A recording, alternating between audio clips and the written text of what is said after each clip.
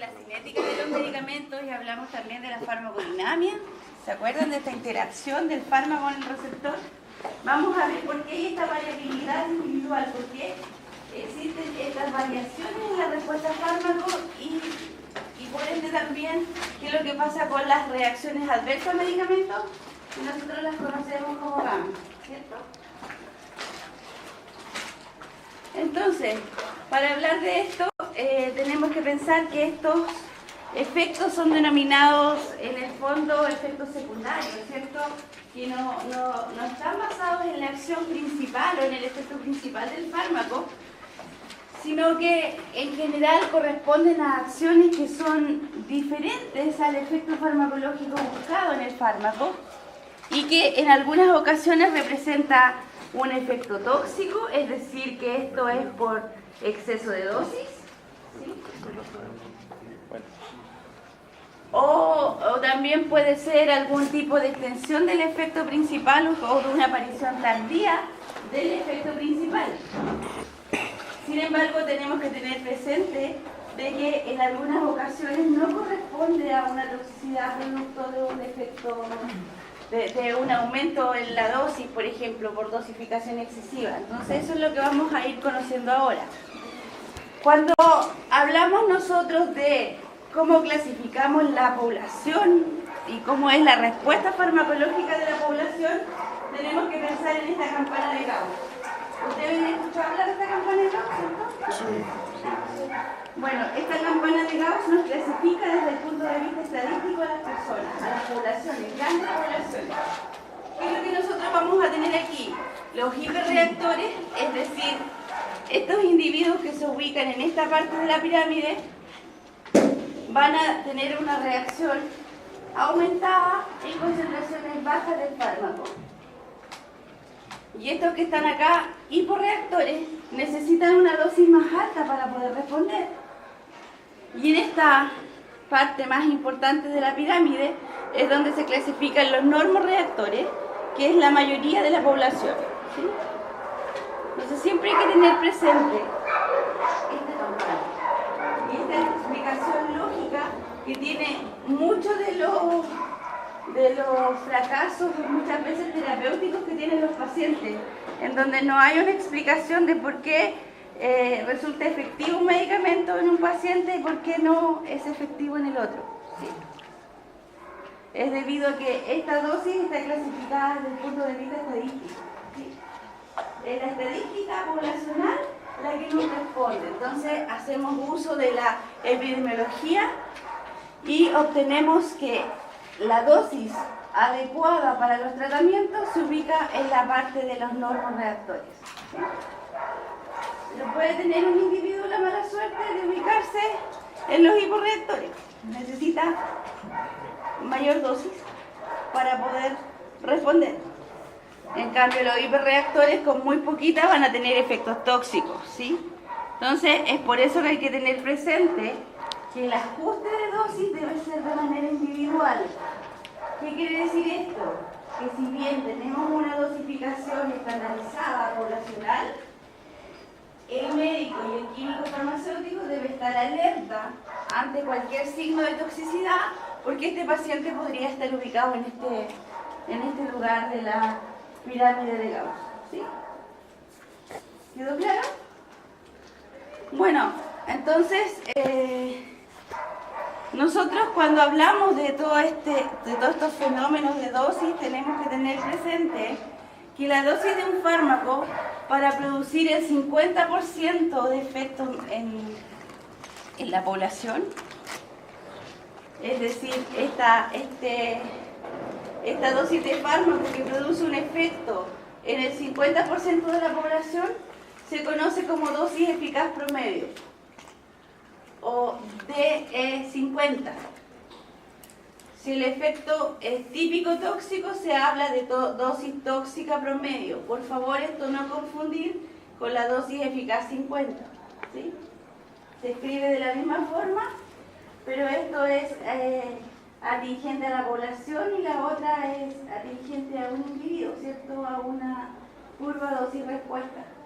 No se pueden equivocar porque el contexto en que se les hace la pregunta lo va a decir arriba. ¿Sí? O sea, yo, si les pregunto en una población cómo se denomina la dosis, tienen que saber qué es dosis eficaz promedio. Ahora, si les digo en una curva dosis-respuesta, ustedes me dirán dosis efectiva 50. ¿Sí? ¿Queda claro? Sin posibilidad de confundirse, solamente las siglas se usan igual. ¿Sí? Dosis eficaz media 50, pero es que se escribe igual. De 50. No va con la M. ¿Se entiende? Que por eso se puede tender a confundir. Así que hay que tener cuidado con la confusión. Pero el contexto en que está descrito el problema va a ser diferente. ¿Sí? Así que no hay posibilidades de duda. Entonces la dosis tóxica promedio y la dosis letal promedio. Claro que esta, por supuesto, se determina en animales de experimentación y como ya les mencioné, ahora se utilizan poblaciones celulares. Bueno, entonces el índice terapéutico vendría siendo la diferencia entre la dosis eficaz promedio o dosis 50 y la dosis tóxica promedio. Esto corresponde al índice terapéutico. Bueno, ¿qué es lo que ocurre cuando uno realiza, o un médico, un clínico, realiza un tratamiento farmacológico? Vamos a encontrar variaciones en la respuesta.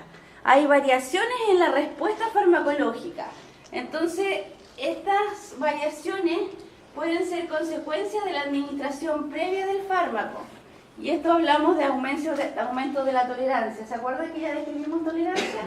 Esta diapo ya la describimos, que era la disminución gradual y progresiva de la respuesta, lo que lleva a un aumento de la dosis. Hay que aumentar la dosis para lograr el mismo efecto. Aquí lo único importante de destacar es que la tolerancia también puede ser cruzada en grupos farmacológicos. ¿Qué quiere decir esto? Que, por ejemplo, un paciente es tolerante a la morfina y va a ser tolerante a todos los derivados de morfina. ¿Sí? Entonces después, cuando ya estemos en la farmacoterapia, vamos a incluso mencionar este agonista de este grupo farmacológico tiene menos tolerancia cruzada con el grupo que el otro. ¿Sí? ¿Qué quiere decir esto? Que este se va a escapar a la regla. ¿Se entiende? Entonces eso es importante tener presente. La tolerancia en general se reduce a grupos de moléculas, a grupos de agonistas. Si se es tolerante a uno, se va a ser tolerante a la gran mayoría del grupo. ¿Sí? Y la taquifilaxis, la rápida disminución de la respuesta después de repetir la dosis en un corto periodo de tiempo. También es conocida como tolerancia aguda. La otra entonces tolerancia crónica, esta es una tolerancia aguda, también podría decirse la taquifilaxis. ¿Ya? Entonces definamos la RAM. ¿Qué es lo que cómo se define una RAM? Una reacción adversa a medicamento. Es un efecto nocivo, no intentado, no deseado de un medicamento empleado en sus dosis usuales con fines de diagnóstico, profilaxis o tratamiento. Esta es una definición de la OMS y la tiene vigente desde 1969. ¿Sí? Hoy en día se sabe mucho más, que tiene más componentes moleculares, pero esencialmente esta definición responde muy bien a lo que pasa con la reacción adversa a medicamentos. ¿Sí? Ustedes ya cuando lleguen a atención farmacéutica van a hablar de problemas relacionados con medicamentos, PRM, y no de RAM. ¿Por qué cambian a PRM? Porque también definen el problema como un poco mayor, se define como un problema relacionado al medicamento, porque no solo el medicamento puede producir problemas como una reacción adversa, sino que también se pueden presentar problemas cuando hay, por ejemplo, una falta de adherencia del paciente. El paciente no cumple la terapia, no se toma el medicamento como corresponde, entonces eso es un problema relacionado con medicamento, porque si él cumpliera con la terapia, se solucionaría el tema. Entonces se amplía un poco el campo y se les denomina problemas relacionados con medicamentos. Pero nosotros nos vamos a enfocar ahora en las reacciones adversas a medicamentos. ¿Cómo las podemos clasificar las RAM? Las vamos a clasificar como farmacológicas o tóxicas, idiosincráticas, ya mencionamos lo que era idiosincrática, ¿cierto?, propio de los individuos, alérgicas, interacciones de fármacos y diversas. ¿Sí? Esa es una de las clasificaciones que podemos hacer. Podemos hacer varias clasificaciones diferentes. Dentro de las características también de las RAM, que es importante mencionar, se describen principalmente en cuanto al mecanismo, cómo se produce la RAM, al tiempo de aparición, si es rápida, si es retardada, si aparece al tiempo del tratamiento, si aparece cuando se retira el medicamento, etc. Tratamiento y resultado. La RAM se resolvió, pudimos tratarla. La RAM, hubo un medicamento que se pudo contrarrestar este efecto adverso. Fue una RAM fatal que llevó al paciente a la muerte. Hay distintas formas de clasificar. Esa era la gravedad, me estaba adelantando. A la gravedad pueden ser leves, que son tolerables. Generalmente cuando son leves no es necesario cambiar o retirar el medicamento. La RAM puede el paciente, aunque la esté presentando, seguir con la terapia farmacológica, si son leves. Ahora, si son moderadas o graves, por supuesto que ahí no corresponde. Evolución al suspender el medicamento o al suspender medicamento sospechoso. Si retiramos el medicamento, la RAM se resuelve o no se resuelve. Entonces, generalmente cuando un paciente está polimedicado, es decir, toma más de un medicamento, hablamos de medicamentos sospechosos porque no podemos decidir cuál es el medicamento que está produciendo la RAM. ¿Sí? Pero en ese caso igual no podría haber una modificación en las moléculas por sí solas. A ver, lo que frecuentemente se hace es buscar en literatura cuál es el medicamento de ese grupo que más frecuentemente produce RAM. Entonces se opta por retirar ese medicamento. Ahora, si la RAM es muy grave, en muchos casos se retira toda la medicación.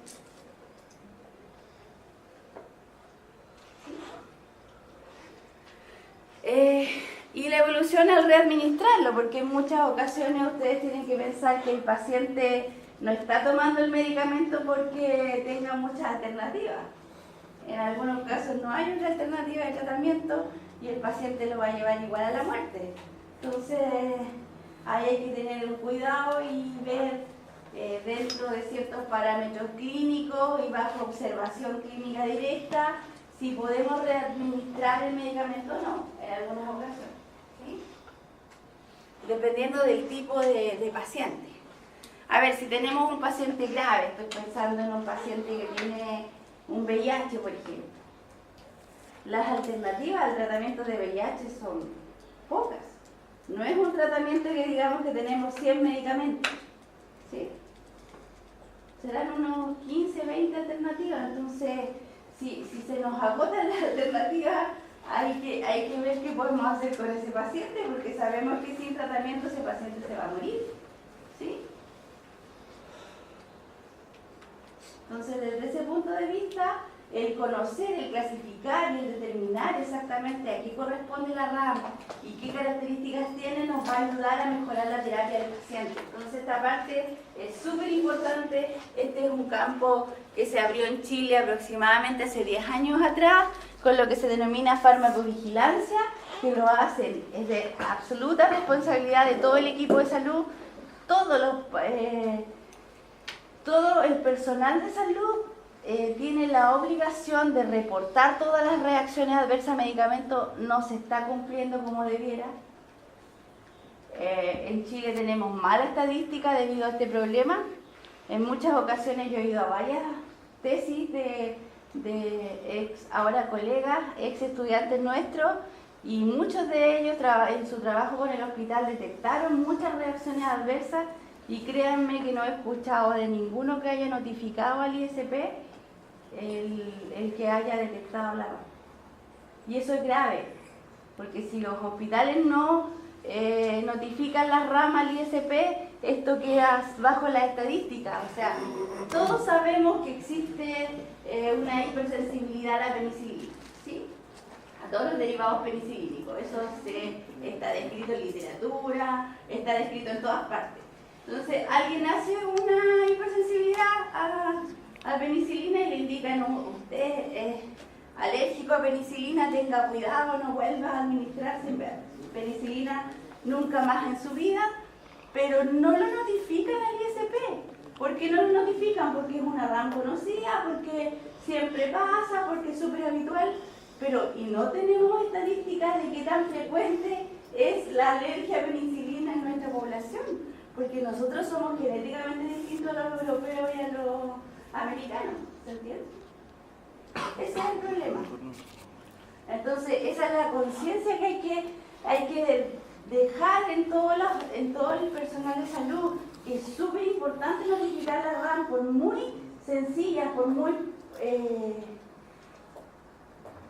leves que parezcan, igual por la fácil resolución incluso, igual hay que notificarla. Es súper importante para la estadística. Dígame. Y, o sea, hablando de eso, uno no puede, no sé, una persona alérgica a la amoxicilina, cuando se pregunta que es la de la penicilina. Ya, y el hospital no informa de la reacción adversa o alérgica que le provocó, y uno así como particularmente no puede hacer algo, o sea... Podría, sí, cualquier persona puede notificar una RAM, está en el ISP. Lo que pasa es que el que tiene enviar la información es el clínico o es el hospital que está a cargo del paciente, porque en el fondo te piden un montón de información, un montón de detalles que están en tu ficha médica, ¿se entiende? Pero existe así como algún examen o algo que uno pueda hacer como... Porque al final cuando se produce una alergia a un medicamento, pues dicen, no tome ninguno de las gamas D, pero no sabe si todos le provocan la alergia, ¿no? Es que, a ver, la reacción, por ejemplo, a las penicilinas, que es una reacción inmunológica, tiene cierto problema. ¿Cuál es el problema? Que la primera reacción es un poquito más suave, pero la segunda reacción puede ser fatal. Entonces, ante la duda, mejor abstente. O sea, si produce alergia a la penicilina, nunca más en tu vida te acerques a la penicilina, porque son demasiado graves, te va a dar un shock anafiláctico y ni siquiera vas a alcanzar a llegar al hospital. ¿Sí? Ese es el riesgo que se corre. Hay pocas, a ver, las reacciones inmunológicas generalmente cuando son a medicamentos tienen este problema de que generalmente pasan como la primera reacción un poco más suave y las segundas van creciendo y pueden llegar a este shock anafiláctico, que es lo más grave que puede producirse. Entonces, ante esas dudas, mejor no volver a administrar el medicamento simplemente. Y ni siquiera nadie del grupo, porque ¿para qué vamos a exponernos a tolerancias cruzadas? Si no hay alternativas, claro, y eso se hace con el paciente internado en el hospital. Porque ahí sí que vas a tener las medidas, vas a tener la adrenalina para frenar la reacción, etcétera, etcétera. Dígame. Pero hay un examen que sale eso de... Sí, se hace un test cutáneo, pero el test cutáneo tiene ciertos problemas porque tampoco es que pueda detectar absolutamente la reacción y es medio complejo también administrar el medicamento sobre la piel para ver las reacciones. No se hace muy frecuentemente. Le hicieron el examen del medicamento porque él hace la alergia de los 100 medicamentos a los 80. Entonces, y el examen le salió que no tenía ni una alergia al medicamento. O sea, porque no sirve, porque muchas veces no sirve el test cutáneo. Porque piensa que la piel es una barrera lógica, que es gruesa, es multicapa, tiene células que están llenas de queratina, entonces esa queratina evita que las respuestas sean tan importantes. Entonces, cuando hay un contacto más sanguíneo, a lo mejor más importante podría ser un poco más grave. Entonces, ante el riesgo es bien complejo. ¿Y otro examen más específico no existe? Hay algunos exámenes inmunológicos que detectan algunas inmunoglobulinas que dicen tiene tan altas las inmunoglobulinas que probablemente es muy alérgico. Tenía la G. Pero no... No, sí, pero es que no es específico, es súper inespecífico. Hay personas alérgicas al látex, por ejemplo, si ustedes lo piensan, todos los guantes, todos los equipos que utilizan los médicos para tratar a los pacientes son de látex, entonces complicadísimo. En una operación, ¿con qué lo operan? Si casi todo tiene látex. Es complejo. Pero son situaciones que hay que prever y hay que estar atento a las repercusiones. Bueno, ¿cómo vamos a clasificar las RAM? Y esto es lo más importante, según el mecanismo. Vamos a partir según el mecanismo. Aquí las clasificaciones son lo que ustedes deben recordar siempre. Tenemos las dosis dependientes, estas son las tipo A. ¿Qué quiere decir esto? Que si aumentamos la dosis, observamos las reacciones adversas. ¿Ya? Entonces, esta podría ser un ejemplo, por ejemplo, de los anticoagulantes orales. Si nosotros sobremedicamos a un paciente con un anticoagulante oral, lo que vamos a observar es hemorragia en ese paciente. ¿Por qué? Porque tiene una dosis muy alta. Eso es como lo más lógico. ¿Sí? Esto es fácil de observar, es fácil de ver y se soluciona muy rápido porque hacemos un ajuste de dosis y no hay problema. ¿Ya? Son las más comunes, afortunadamente. ¿Sí? Entonces, las RAM, esas son de tipo A. Yo después les voy a colocar ejemplos de algunas patologías o algunos casos, por ejemplo, de un paciente que tiene tal o cual reacción adversa y ustedes tienen que clasificarlo.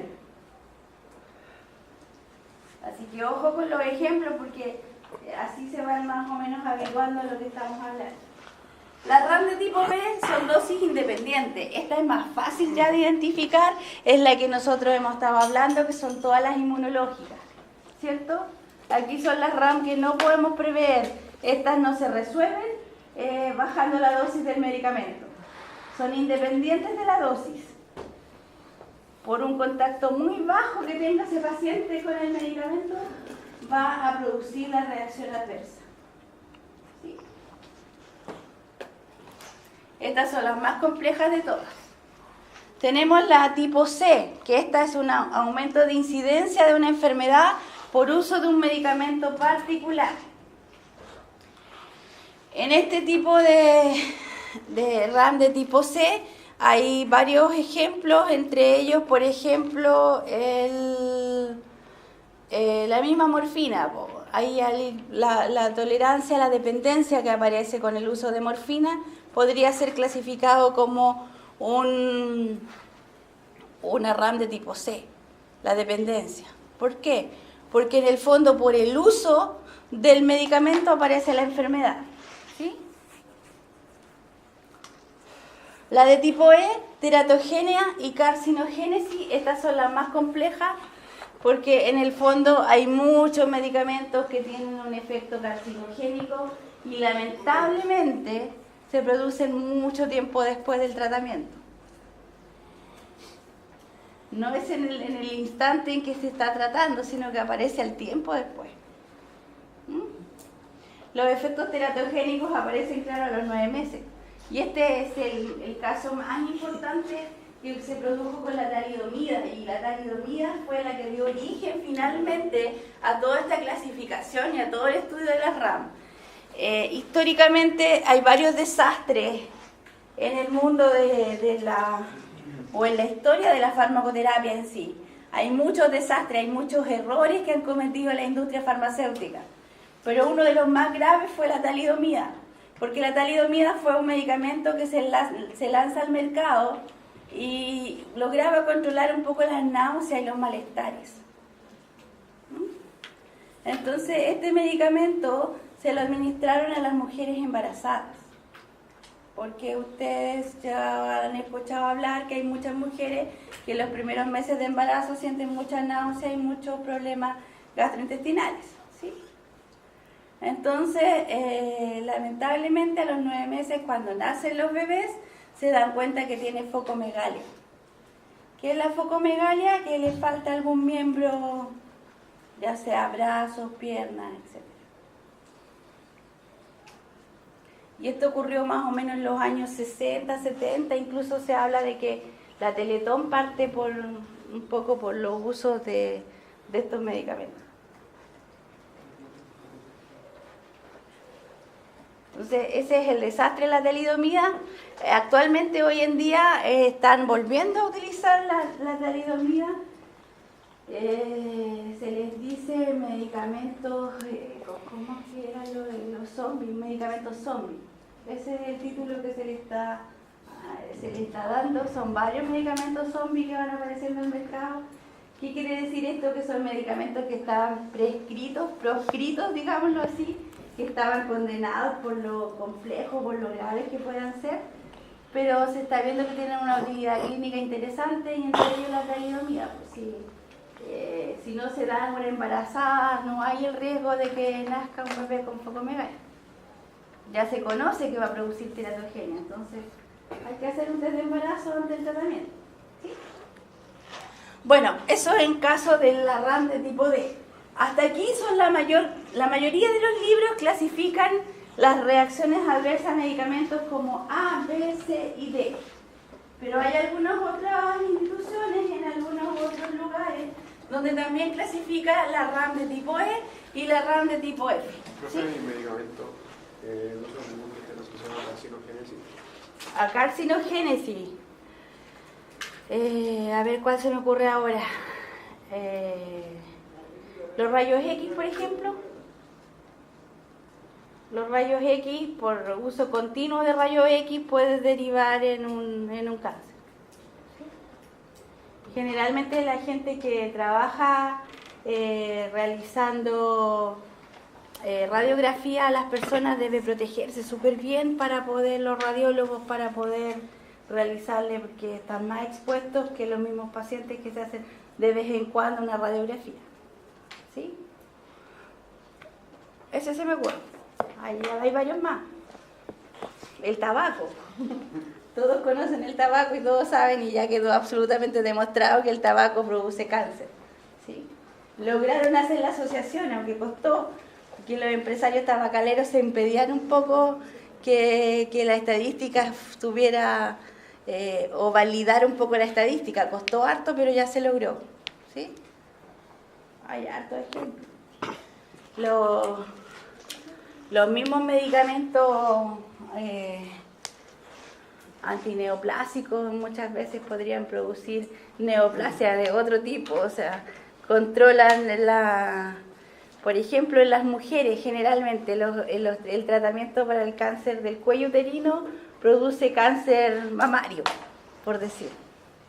Y el cáncer para el tratamiento para un tumor mamario producen problemas en el cuello del útero. ¿Sí? Porque son medicamentos hormonales. Entonces son complicados. ¿Ya? Pero no nos adelantemos, hay montones de ejemplos así. ¿Ok? Bueno, como les comentaba, los libros clasifican la mayoría en A, B, C y D. Pero también hay otra clasificación que se une la E y la F. ¿Por qué las agregué? Porque es importante y es interesante. La RAM de tipo E se denomina end of treatment. ¿Qué quiere decir esto? Como un efecto rebote. Esto ocurre cuando se suspende el tratamiento. O sea, mientras el paciente esté tomando el tratamiento, ningún problema. El paciente suspende el tratamiento y aparece el efecto adverso. Un ejemplo clásico de este son los corticoides. Ustedes han escuchado hablar del cortisol, ¿cierto? Sí. Los glucocorticoides tienen el problema de que frenan el eje en el fondo, el eje hormonal, entonces atrofian la médula, entonces no hay producción de cortisol. Si el paciente que toma por años glucocorticoides deja de tomar el glucocorticoide, se muere porque no tiene cortisol. Está condenado a tomar toda su vida cortisol. Porque generalmente las glándulas se atrofian. Porque si hay una cantidad importante de cortisol exógeno, ¿para qué voy a estar produciendo más? Es como lo lógico. Entonces dejan de dividirse y en el fondo no hay las suficientes células para producir el cortisol necesario para la vida. Ese es el problema con las personas que llevan años en tratamiento. No es para una persona que tiene puntualmente un resfrío, una bronquitis súper importante y le dan un glucocorticoide por 10 días. No le pasa nada. ¿Sí? Cuidado con eso. O una alergia importante y le dieron un corticoide para frenar ese estado alérgico. No le va a pasar nada. ¿Sí? Esto es para largos periodos de tiempo. Y lo vamos a ver cuando veamos farmacoterapia. Y la F, foreign. ¿Por qué foreign? Porque es causado por los excipientes.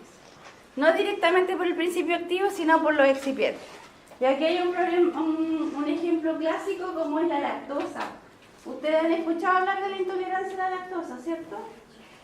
Bueno, la intolerancia a la lactosa puede ser suave, como los que no la toleran bien y le dan problemas digestivos y tienen una serie de problemas y por eso no consumen leche. Pero hay otras alergias que son mucho más importantes para la lactosa, que representan una reacción alérgica como la que conocemos, o sea, la alergia que puede llegar a un choque anafiláctico. Lo mismo los pacientes alérgicos, por ejemplo, a las proteínas del huevo. ¿Sí? No es directamente la vacuna la que produce el problema, la proteína del huevo. ¿Sí? Entonces esa sería la RAM de tipo F. ¿Sí? Por eso se dice foreign, causado por los excipientes. Los celíacos también presentan esta... Los celíacos es un grupo bien complejo porque la hipersensibilidad celíaca tiene distintos grados. Hay pacientes que tienen una intolerancia al gluten que es suave, otras medias y otros que son absolutamente intolerantes. Entonces es lo mismo. Igual es complejo, pero los medicamentos no tienen tanta proteína de trigo, a diferencia de la lactosa. Fíjense que la lactosa, prácticamente todos los comprimidos le agregan lactosa.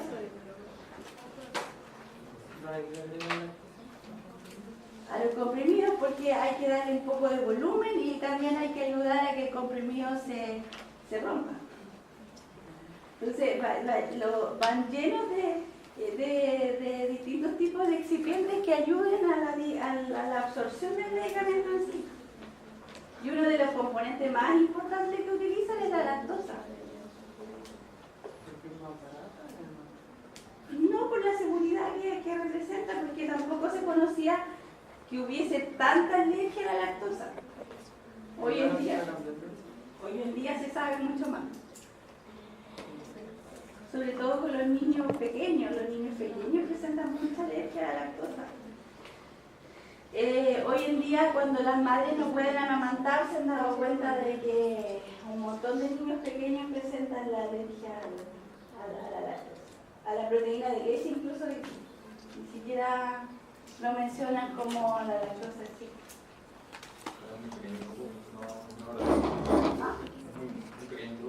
Es pequeño, por supuesto. Si fuese más grande, la habrían sacado ya.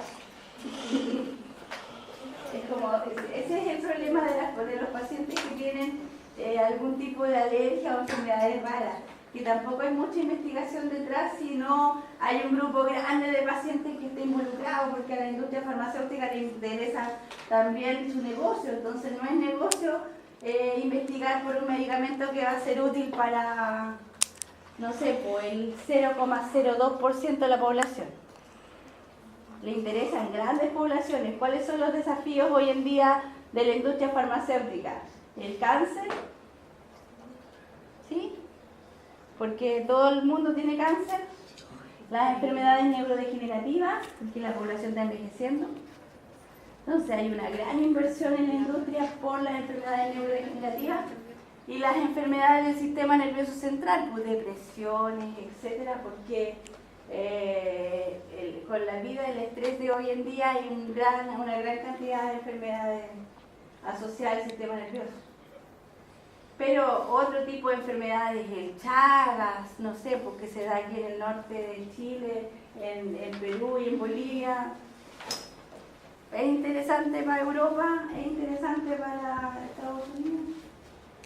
No, pues. Entonces, ¿quién está investigando en Chagas hoy en día? Un par de, por ahí, algunos investigadores en algunas universidades, y para contar. ¿Sí? Entonces, ese es el problema con la industria farmacéutica. Siempre va a responder a los grandes grupos y también a dónde está el dinero. Esa es la otra. A los grupos también poderosos, porque si bien la investigación la tienen que vender. Tampoco hay una gran investigación en enfermedades que atacan a poblaciones africanas, por ejemplo. Las parasitosis que tienen los africanos son importantes y lamentablemente en lo que son enfermedades parasitarias hay poca investigación.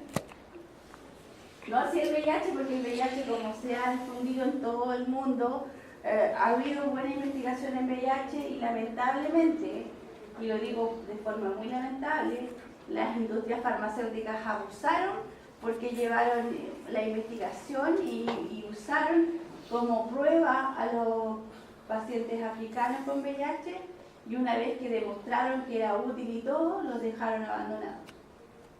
Y no aseguraron el tratamiento de por vida de los participantes. Entonces hoy en día las normas de bioética cambiaron y ahora se exige que cada vez que exista una prueba en un paciente o que forme parte de un grupo de prueba con medicamento, se le asegure la terapia de por vida. Como mínimo, si participaron ayudando y después los dejan abandonados, ¿vale? Entonces, así un montón de desastres de la industria farmacéutica en sí tienen que pensar que son grupos económicos. Entonces, ellos no están velando simplemente por la salud de la población, si bien la industria sí tiene ese fin, sino que tiene un fin económico importante. Y mueve millones y millones de dólares. De hecho, junto con las armas, son de las industrias más poderosas del mundo. Bueno, veamos cada una de ellas y analicemos algunas. Las RAM de tipo A no las vamos a analizar porque son dosis dependientes y si ajustamos la dosis las vamos a tener. Pero en la RAM de tipo B sí tenemos que hablar y tenemos que comentar algunas cosas. ¿Qué es importante? Que las reacciones inmunológicas se pueden producir por diferentes mecanismos. Considerando los mecanismos de las RAM, podemos definir como RAM de tipo 1, es decir, hipersensibilidad inmediata. Apenas se administra el medicamento aparece la reacción adversa. Un clásico en la RAM de tipo 1 son los penicilínicos, los derivados penicilínicos. La RAM de tipo 2, las citotóxicas. En este caso ya hay que esperar un tiempo, ¿cierto? Hay que formar algo de anticuerpos para la RAM y ya en una segunda oportunidad o en un segundo contacto del paciente con el fármaco se va a presentar la RAM. ¿Sí? La RAM de tipo 3, mediada por complejos inmunes, bastante parecida a la anterior, y las mediadas por células, que son las RAM de tipo 4. Ustedes, como tuvieron inmunología hace poco tiempo atrás, se acuerdan mucho más de todas las reacciones de hipersensibilidad, ¿verdad? Son muy similares a las inmunológicas, solo que en este caso el alergeno no es algo que está por ahí, sino que es un medicamento. ¿Sí?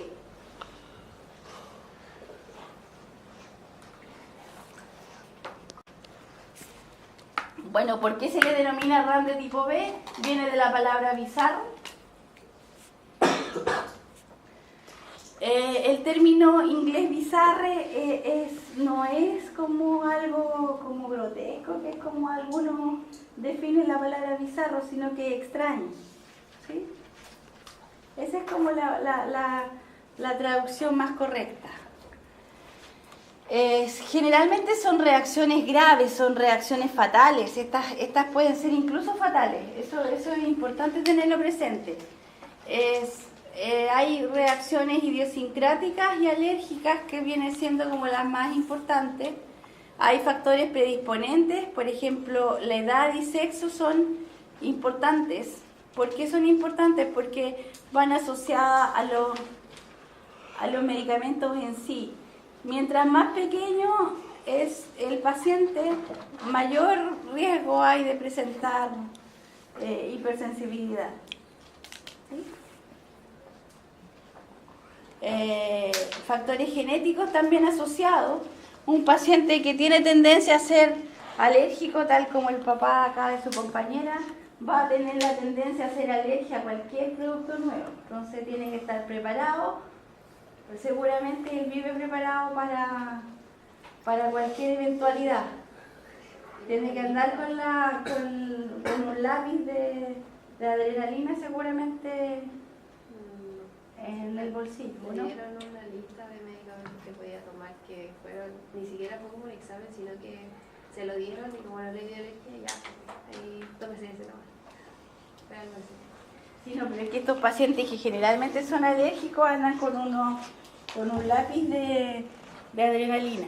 Entonces, si hacen shock anafiláctico, se autoinyectan y ya frenan el episodio.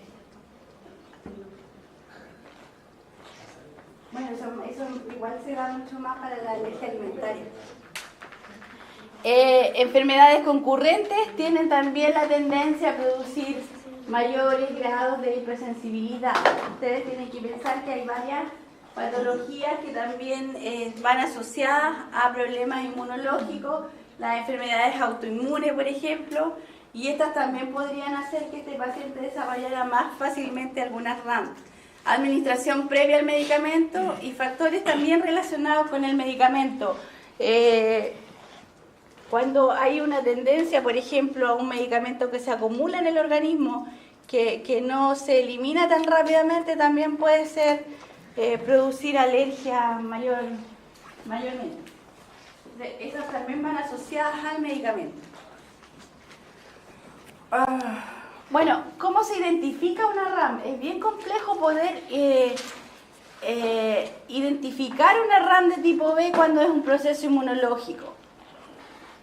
Porque ustedes tienen que pensar que solo son porcentajes pequeños de la población que van a producir la reacción. En general, estos efectos son diferentes al efecto farmacológico, entonces esa es la forma más importante de identificarla. Pero en muchas ocasiones se asemeja mucho la reacción a una alergia que tenga el paciente ya. ¿Sí? Entonces, ¿cómo podemos, si este paciente es alérgico, cómo podemos saber que va a producirse este RAM? Hay un periodo de tiempo entre la ingesta y la aparición de la reacción. La reacción se puede dar con cualquier dosis de fármaco, ya les había mencionado. Dosis muy bajas de fármaco van a desarrollar igual la alergia. Además, puede haber reacción alérgica cruzada entre medicamentos con estructura química similar. Si el paciente es alérgico a un grupo de medicamentos, ya no podría usar nada de ese grupo. Entonces, si tu papá es alérgico, por ejemplo, al ibuprofeno, no podría de usar medicamentos que tuvieran el núcleo pirazolónico. ¿Sí?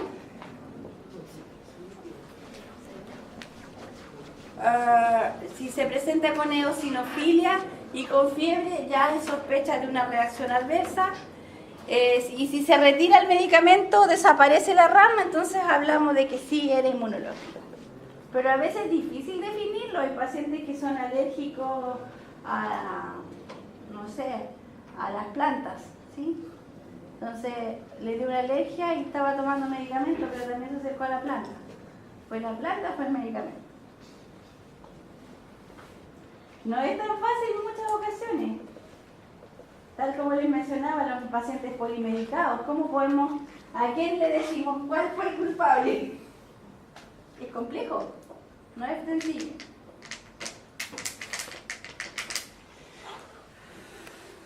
Bueno, entonces, eso hablamos de la RAM de tipo B. La RAM de tipo C proviene de crónico y es consecuencia de tratamientos prolongados. Esto es la disquinesia tardía, es un ejemplo, y la tolerancia o la dependencia, como ya les mencioné, son otros ejemplos. La RAM de tipo D viene del término de Layer. Esta es porque corresponden a un tiempo con la administración del fármaco. La exposición puede ser bastante ocasional y descontinuada, pero producen igual el efecto. Los ejemplos más clásicos es la teratogenia y la carcinogenia, y ahí hay un ejemplo de focomegalia, lamentablemente. Y algunos, por ejemplo, tumores ováricos que se pueden desarrollar, tal como yo les he ido mencionando. El uso de anticonceptivos orales, por ejemplo, está asociado a carcinogénesis. Cuando las pacientes mujeres usan por largos periodos de tiempo los anticonceptivos orales, se asocia a un aumento de los tumores, sobre todo al ováricos o uterino, o al útero.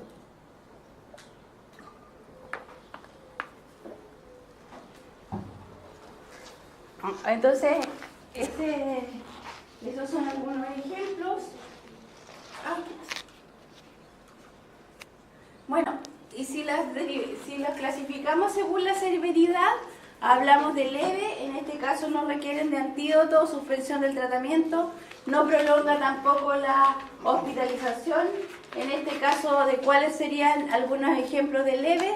Molestias gastrointestinales, cefalea, cambio en el patrón del sueño. ¿Sí?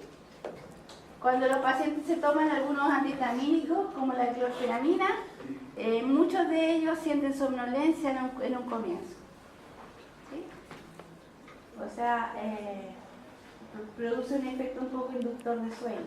Pero esto, tras el consumo de varios días del antihistamínico, disminuye este efecto de sensación de cansancio o propensión al sueño. Y las gastrointestinales clásicas, pues dolor estomacal, algunas molestias por ahí. Las moderadas, en este caso se requiere un cambio de terapia, aunque no necesariamente una suspensión. Podría prolongar la hospitalización del paciente, requiere de un tratamiento específico y en este caso pueden ser erupciones cutáneas, molestias visuales, temblor muscular. Algunos ejemplos. En algunos casos, por ejemplo, hay antibióticos que pueden producir algunas alergias, ¿sí?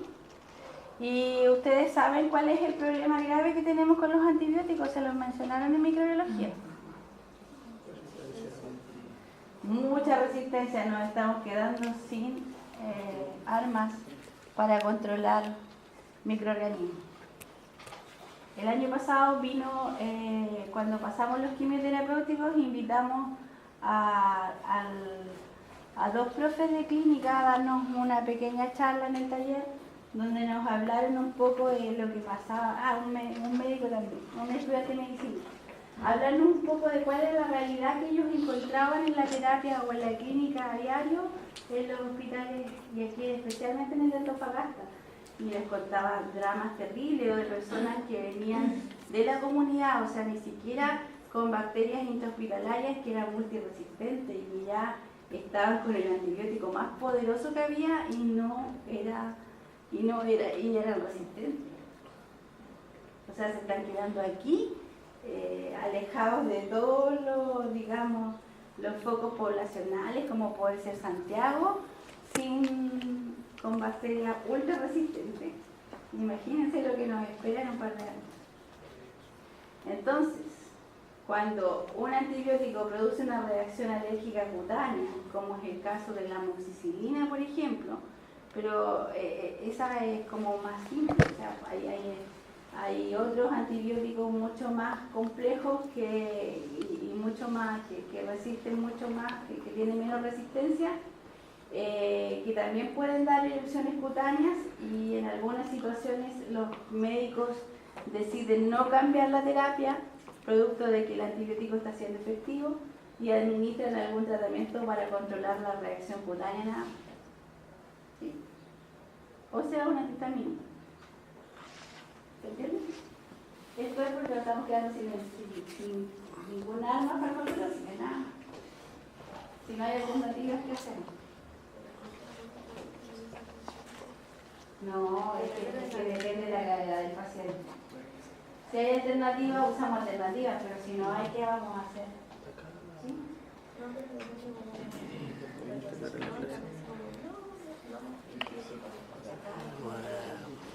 No, pero es que, a ver, los criterios son todos similares porque las pautas las dicta el Ministerio de Salud. Depende de la gravedad del paciente, depende de la gravedad del cuadro. Por ejemplo, para un cuadro respiratorio, la mayoría de los médicos te van a decir que no tomes ningún tipo de antibiótico ni de nada, porque la mayoría de los cuadros respiratorios son virales y los antibióticos no hacen nada. Pero hay patologías que son un clásico, que son absolutamente bacterianos y que hay que controlar con antibióticos. Lamentablemente es así, ¿sí? Entonces, para esos cuadros en muchas ocasiones nos estamos quedando sin este tratamiento. Bueno, las severas ya ponen en peligro la vida del paciente. En este caso requiere la suspensión inmediata de la terapia y de un tratamiento específico para la reacción adversa. Generalmente los tratamientos van a ser corticoides, ¿sí?, para frenar esta reacción adversa severa. Y la letal, en esta directa o indirectamente, contribuyen a la muerte del paciente. En el caso de las letales, generalmente después que el paciente falleció, lamentablemente viene el estudio y retroactivamente se sabe de que fue producto de una reacción adversa medicamentosa. No se pudo prever antes. ¿Sí?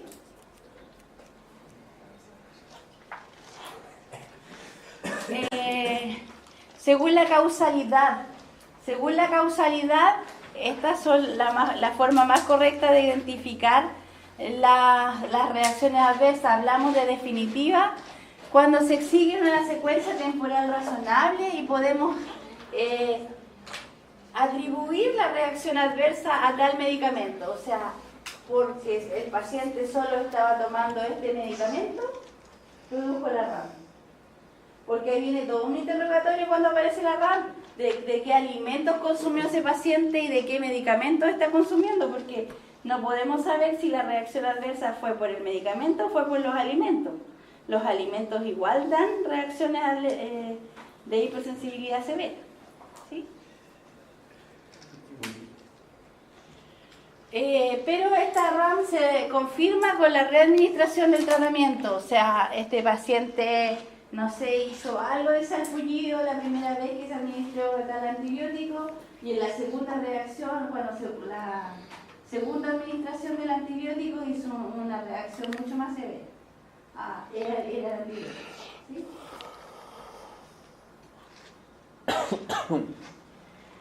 Probable, en este caso se confirma con la suspensión del tratamiento, pero no se intenta una readministración.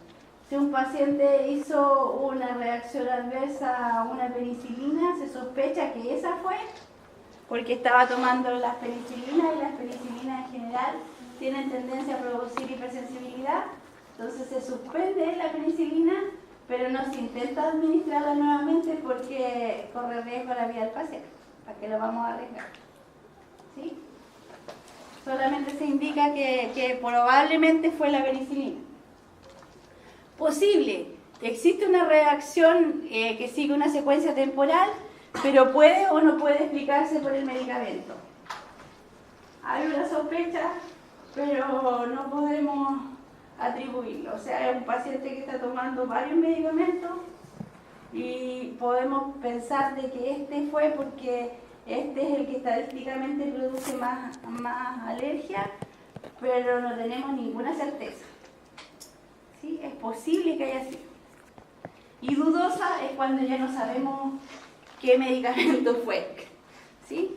El evento probablemente esté relacionado con otros factores y el medicamento sospechoso, pero no podemos saber exactamente. O sea, este paciente pudo haber, no sé, consumido un montón de mariscos diferentes. Los mariscos, ustedes saben que producen mucha hipersensibilidad y a la vez estuvo tomando medicamentos. Este medicamento no hay reporte en literatura de que produzca alergia, pero este paciente además come mariscos, entonces, ¿fueron los mariscos o fue el medicamento? Absolutamente dudoso, no podemos saber. ¿Sí?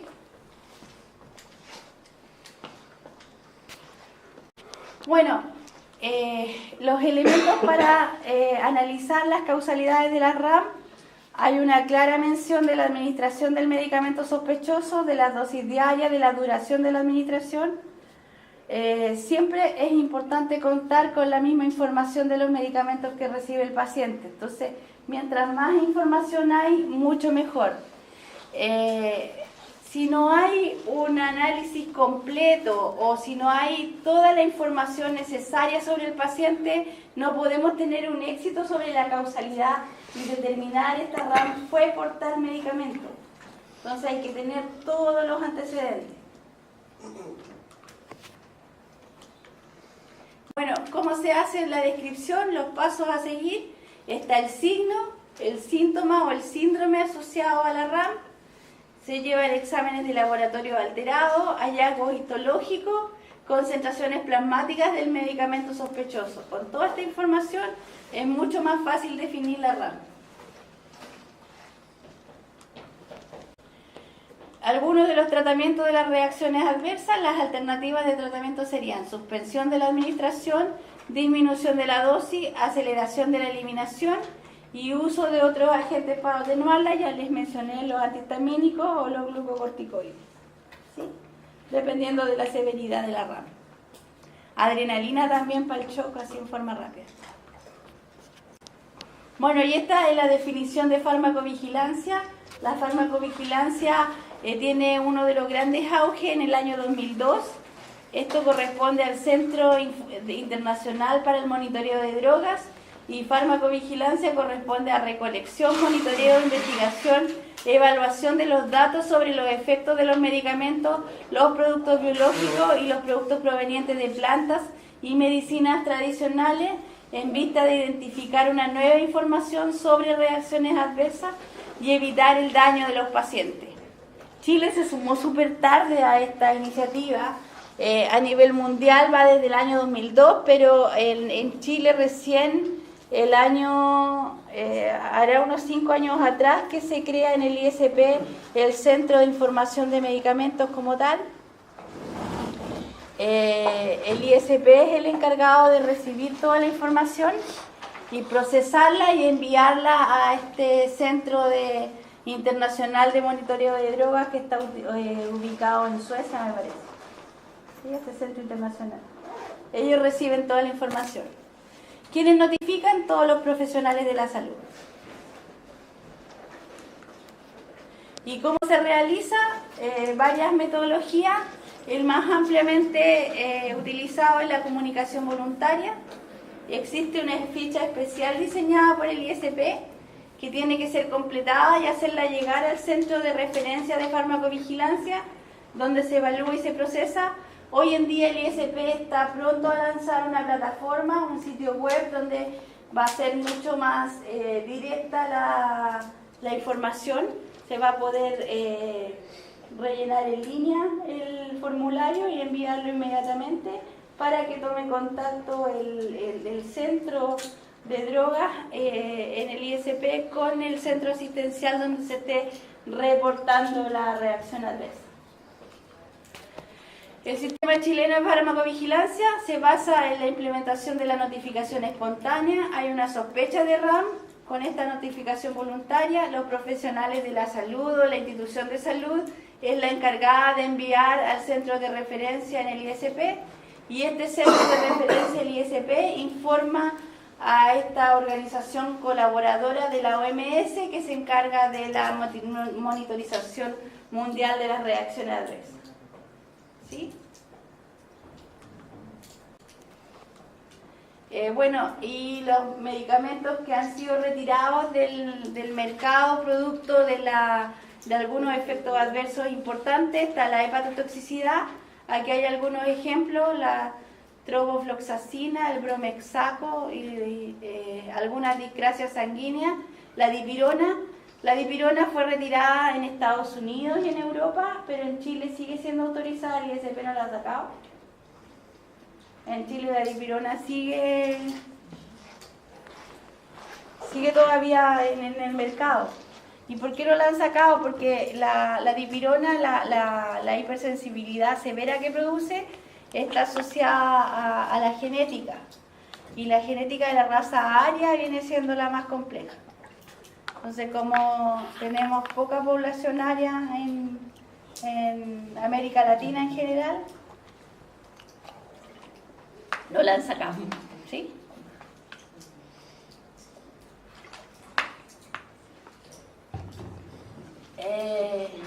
Felbamato sí, la fenilbutazona ya fue sacada al mercado aquí en Chile también. Cardiotoxicidad, grepafloxacino, terfenadina. La terfenadina en Chile está autorizada, pero solo para el uso tópico, y la terminafina en Chile es un antifúngico. Incluso en televisión dan una propaganda de un esmalte como un látex que se coloca sobre las uñas para la...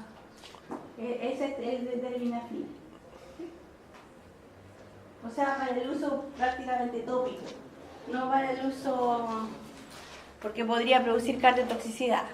Reacción inmunológica severa, la clormesanona, que fue retirada en el mercado en Chile. Era un relajante muscular, hoy en día solo está la ciclobenzaprina. Fue retirado ya.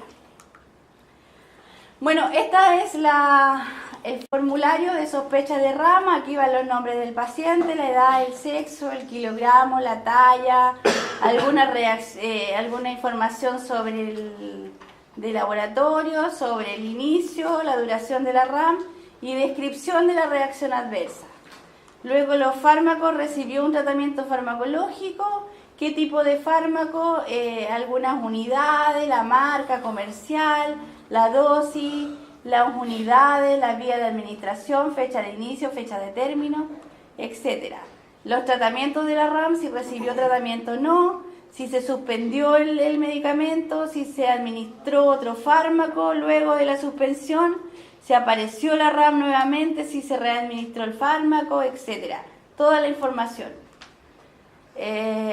Algunas descripciones además, y quién está informando, si el médico, el químico farmacéutico, una enfermera u otro, señalar que otro con el nombre, el establecimiento donde fue, la fecha del reporte, la dirección, el email, fax, teléfono, ciudad, si es un reporte inicial o es un seguimiento. Y la idea es completar todos los datos señalando desconocido si no sabe alguna de la información. ¿Sí? Algunos instructivos, entonces estos son los datos: nombre, de apellido, número de ficha, edad, peso, talla, unidad o servicio, descripciones de la RAM, la fecha, los fármacos sospechosos y concomitantes, las dosis y las vías de administración. Las fechas de inicio y término de la terapia, la razón de uso, el tratamiento de la RAM, suspensión y readministración si fue posible administrar. Las consecuencias de la RAM, si tuvo consecuencias graves, si no tuvo, los comentarios y los datos del informante, que es súper importante porque en muchas ocasiones hay que pedir más información al respecto. Eso sería...